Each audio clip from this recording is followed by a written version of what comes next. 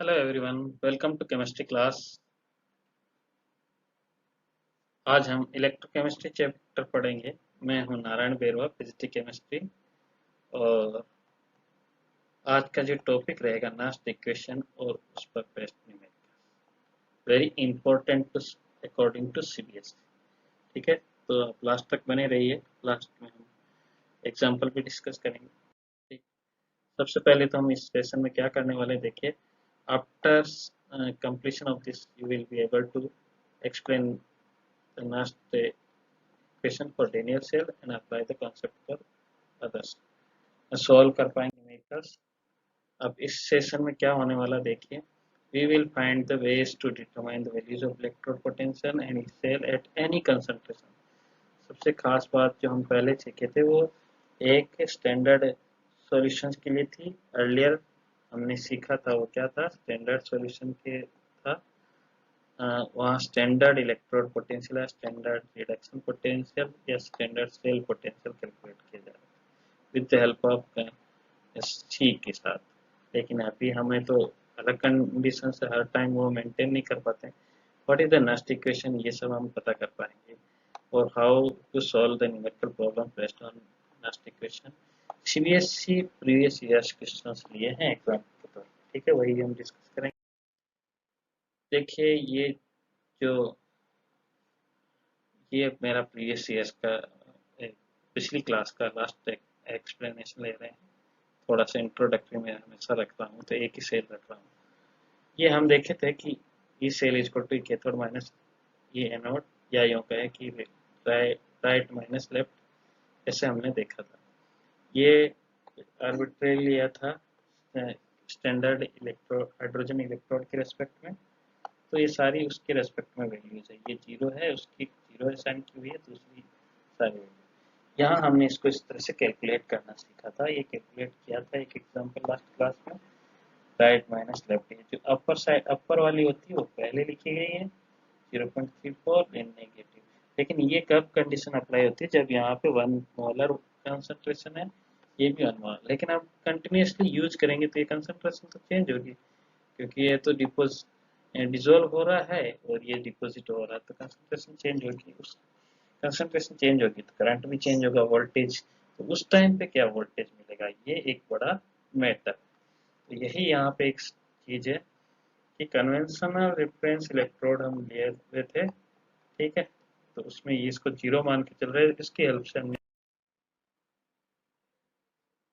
ये next equation देख लेते हैं। ये नेक्स्ट इक्वेशन होते क्या, पहले तो नेक्स्ट इक्वेशन एक रास्ता दिखाती है हमें। किसी भी कंसंट्रेशन पे हम इलेक्ट्रोड पोटेंशियल वैल्यूज कैलकुलेट कर सकते हैं। The concentration of all the species involved is in the electrode reaction is unity. हम जो पहले पढ़े थे।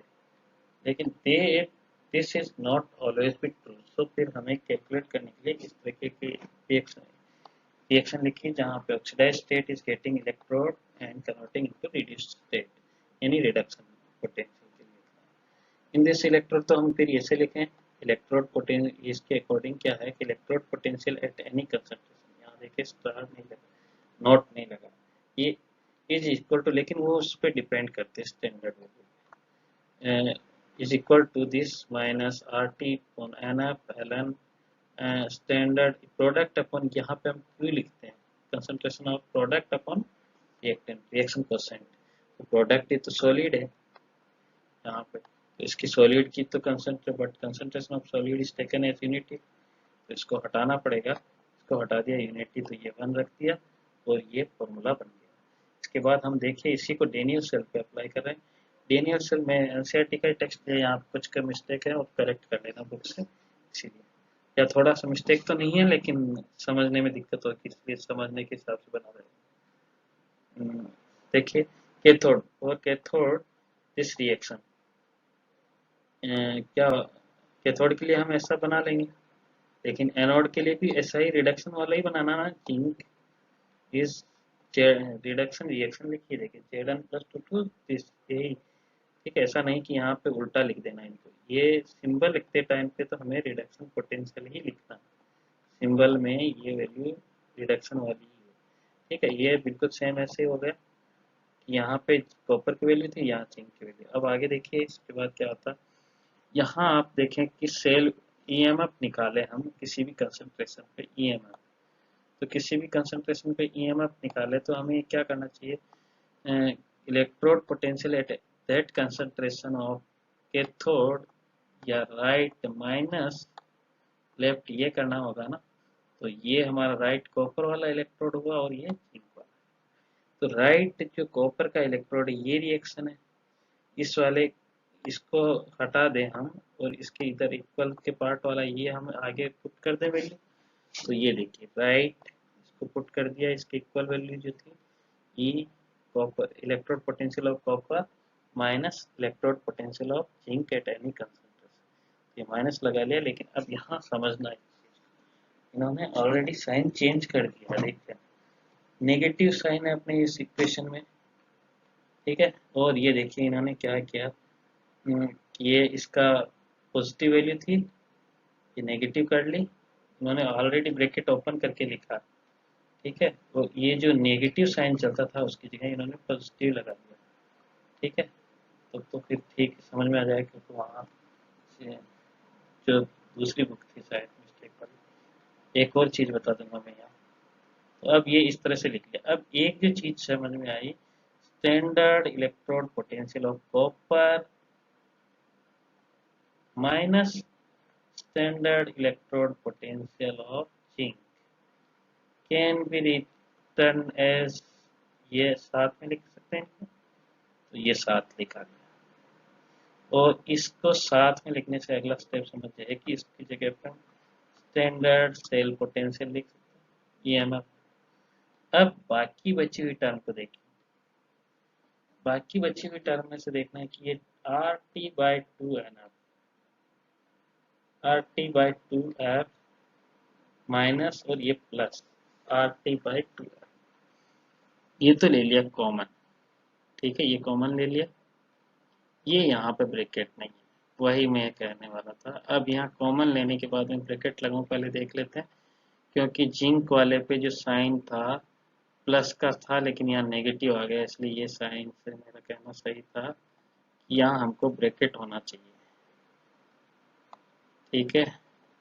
तो अब ये माइनस बाहर का ब्रेक माइनस इसको नेगेटिव कन्वर्ट कर देगा, जो कि यहाँ पे कॉपर के लिए नेगेटिव साइन है और ये इसके लिए पॉजिटिव साइन है। एक बार फिर से मैं रब करके सारा बता देता हूँ।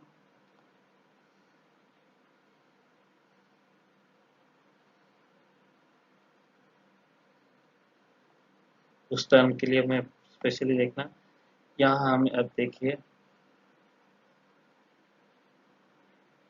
यहाँ ब्रैकेट लगा रहे हैं, ब्रैकेट नहीं लगा हुआ बाय मिस्टेक है, एनसीईआरटी में करेक्ट कर लेना।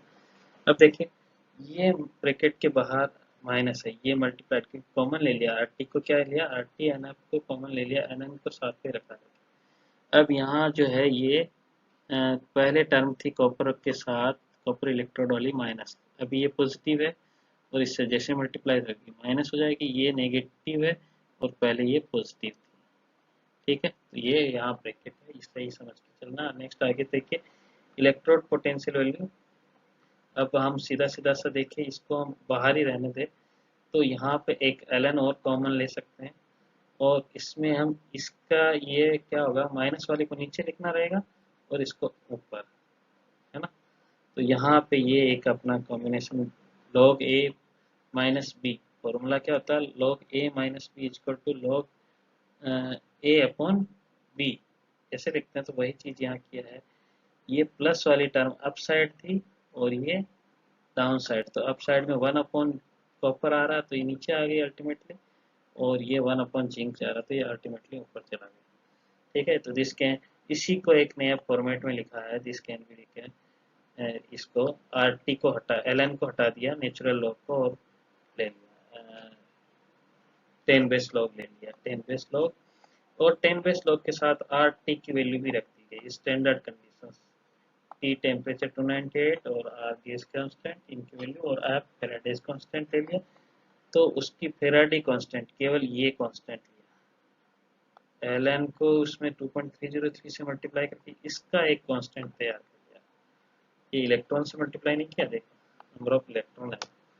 ठीक, ये आपको मिल गई एक जनरल इक्वेशन के तौर पे, आप ये हमेशा याद रख सकते हैं ये। लेकिन मैं आपको इससे भी जो एक दूसरा यहाँ नहीं लिखा है वो लिखिए, तो ये क्या वैल्यू आएगी, ये मेरे शायद होनी चाहिए यहाँ पे।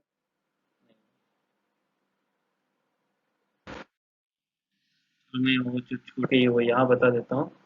उसकी वैल्यू क्या होगी, ई सेल, मिटा देना पड़ेगा मुझे वापस, यहाँ कुछ और करता है, is equal to standard electrode potential of cell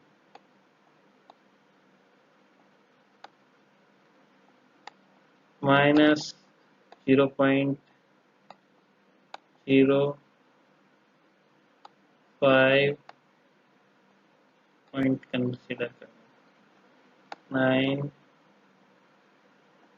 upon, laptop पे लिखना ही मुश्किल हो रहा है, एन, और लॉग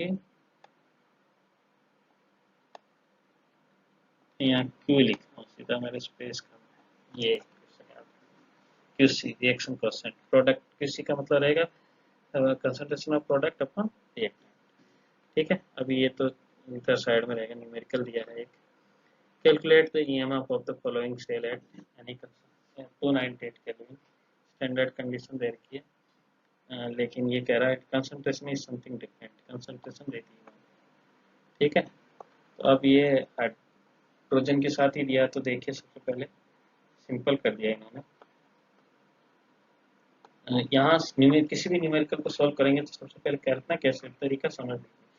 केमिस्ट्री में न्यूमेरिकल्स टफ नहीं होते हैं, ये अपने दिमाग में बिठा लीजिए, बिल्कुल टफ नहीं होते हैं। सीधे से देखेंगे तो आपको इंफॉर्मेशन को एक्सट्रैक्ट करना आना चाहिए। तो स्टेप 1 होगा ये, हालांकि इसके मार्क्स नहीं मिलते हैं लेकिन ये जरूरी step, extracting information from as given and find out, to find. तो यहाँ पे जो ये रिएक्शन सेल रिप्रेजेंटेशन दिया, देखिए यहाँ केमिस्ट्री में क्या है, सिंबॉलिक लैंग्वेज है, वो यही एक इस सिंबल को दूसरे में प्रेजेंट कर दिया, यही इस तरह से किया और कुछ नहीं। तो यहाँ पे अब ये देखिए, ये रिएक्शन के फॉर्मेट में कन्वर्ट कर लीजिए आप, जो वहाँ पे लिखा उसी को रिएक्शन बना लीजिए, Fe और Fe+2, H प्लस और H प्लस और H2। अब इस रिएक्शन के अंदर आपको क्लियर पता चल गया कि नंबर ऑफ इलेक्ट्रॉन्स कितने हैं, 2, और इसकी कंसंट्रेशन तो यही मेंशन है, तो कंसंट्रेशन भी आप एक्सट्रैक्ट कर लीजिए। इसकी कंसंट्रेशन ये, और ऑक्सीडेशन हो रहा है ये भी पता चल गया कि इसका ऑक्सीडेशन हो रहा है, ये देखिए यहाँ, और इसका रिडक्शन हो रहा है। ठीक है, तो ये भी हमने पता कर लिया, रिडक्शन नोट कर लिया। ई सेल हमको दिया हुआ है, ये कह रहा है कि ईएमएफ कैलकुलेट करो, तो अभी अभी आपने जो रिएक्शन पढ़ी नस्ट इक्वेशन उसी को अप्लाई करना पहले। अभी स्टेप सेकंड कहता है कि रिलेशनशिप चाहिए गिवन एंड फाइंड आउट, तो ईएमएफ पता कर रहा है, ईएमएफ से रिलेटेड अपने पास कौन सा फॉर्मूला है, वो नस्ट इक्वेशन, और कुछ अलग कंसंट्रेशन का दिया है इसीलिए नस्ट। तो अब नस्ट इक्वेशन पे आ जाइए, ये वैल्यू सिंपल सा फॉर्मूला है, लगाइए, मैंने कहा यही वाला फॉर्मूला यहाँ मिल गया, फालतू में इधर ऐसे लिखा है, कोई बात नहीं छोड़िए। तो ये इस तरह से किसी का मतलब समझ लीजिए कि प्रोडक्ट की कंसंट्रेशन ये है, Fe+2 किस में प्रोडक्ट साइड है, ये देखो प्रोडक्ट साइड है, और रिएक्टेंट साइड को डाउन साइड लिखिए, लेकिन जब ये ऐसे लिखेंगे तो ये माइनस रहेगा, और जब ये उल्टे हो जाएंगे तो ये प्लस भी मिल सकता है। ये हमें एमसीक्यू टाइप में क्वेश्चन में घुमा फिरा के इस तरह से पहुंच सकते हैं। ठीक है, वो लॉगरिथम का नॉलेज होना चाहिए आपको। आगे हम यहाँ वैल्यू पुट कर रहे हैं, देखिए इसकी वैल्यू पुट कर दी, यहाँ पे 2 इलेक्ट्रॉन वैल्यू पुट कर दिया, ये वैल्यू पुट करके हम ये सॉल्व किए, तो ये 10⁻³ लॉग आया, तो इसकी तो वैल्यू सीधी -3 आ गई, और इससे मल्टीप्लाई करने पे ये आपको सोल्यूशन मिल जाएगा। ठीक है, -3 को इससे मल्टीप्लाई करेंगे, माइनस माइनस प्लस हो गया, अल्टीमेट प्लस वैल्यू आ गई। ठीक है, नेक्स्ट बिल्कुल सेम प्रॉब्लम है, एक और प्रैक्टिस सीबीएसई का ही लिया है, 2016 में आउटसाइड दिल्ली में पूछा गया था question. Calculate the EMF of the following cell at 298 kelvin. ये सेल रिप्रेजेंटेशन इंपॉर्टेंट कितना देखे समझना, इसी से पड़ेगा रिप्रेजेंटेशन से, हालांकि हमने इसको सेकंड लेक्चर में पढ़ा है, ठीक है, वहां से समझ लेना। ई सेल दिया है वैल्यू, और अब आप कैलकुलेट करिए, देखिए। तो सबसे पहला स्टेप हमें क्या करता है कि यहाँ से इंफॉर्मेशन एक्सट्रैक्ट करना है। तो इंफॉर्मेशन को हमें एक तो अपने समझने वाले फॉर्मेट में लिखिए, कौन है। वैसे तो वहाँ से भी समझ सकते हैं, लेकिन ये एक रिएक्शन। उसके बाद हमको पता चल गया कि किसका ऑक्सीडेशन किसका रिडक्शन हो रहा है। तो ये कॉपर का ऑक्सीडेशन, ये रिडक्शन। ऑक्सीडेशन रिडक्शन से सीधा सब फॉर्मेट यहाँ से पता चलेगा, ये प्रोडक्ट साइड, ये रिएक्टेंट साइड, ठीक है। अब आप ये सेकंड स्टेप जो कह रहा है कि रिलेशनशिप चाहिए, ये हमें कैलकुलेट करना है। तो इसका और गिवन वैल्यूज में क्या रिलेशनशिप बैठता है, तो इन कंसंट्रेशन के साथ ईएमएफ के साथ देखते तो नस्ट इक्वेशन के अलावा कोई रिलेशनशिप नहीं। तो नस्ट इक्वेशन लिखी हमने, और नस्ट इक्वेशन में वैल्यू पुट की। तो नस्ट इक्वेशन में वैल्यू पुट करेंगे, ये प्रोडक्ट की कंसंट्रेशन अपन रिएक्टेंट की कंसंट्रेशन था। खास कहीं यहाँ पे मल्टीप्लिकेशन तो नहीं था, ये तो बिल्कुल अच्छा दे दिया। यहाँ पे कोई बैलेंस इक्वेशन है, कोई झंझट ही नहीं है। अदरवाइज यहाँ पे कहीं आपके कोफिशिएंट हो तो उन कोफिशिएंट की वैल्यू का ध्यान रखना है, ठीक है। ऐसा हो तो नहीं है, अभी तो हम नहीं रख, जरूरत नहीं है इसकी। ये कोफिशिएंट वैल्यू स्क्वायर हो जाएगी, यानी कि पावर में चली जाएगी।